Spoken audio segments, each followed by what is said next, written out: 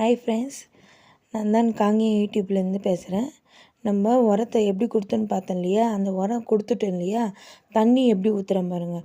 ஏன்னா ஆட்டு சாணி ஏற்கனவே நான் சூடுன்னு சொல்லியிருக்கிறேன் இல்லையா, அந்த வேருக்கு தண்ணி நல்லா தெளிச்சாப்புல எப்படி இந்த செடியில் அந்த தண்ணி ஈரப்பதம் நிறைய இருக்கணும்.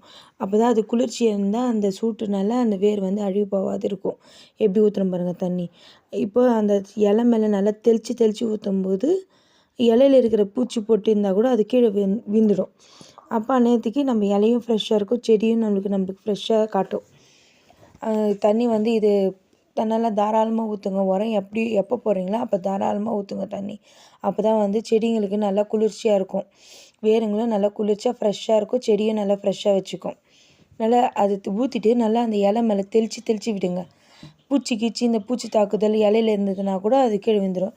இந்த பக்கெட்டில் இப்போ ஊற்றுனது இல்லையா வெள்ளையா, அது வந்து மாவு புளிச்ச தண்ணி.